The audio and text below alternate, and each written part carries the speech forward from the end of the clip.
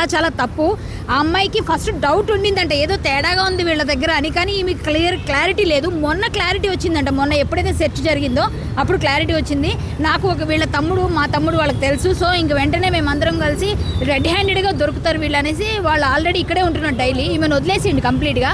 ఈమె దగ్గర ఫోన్ కూడా ఎత్తట్లేదు, మెసేజ్ కూడా చేయట్లేదు.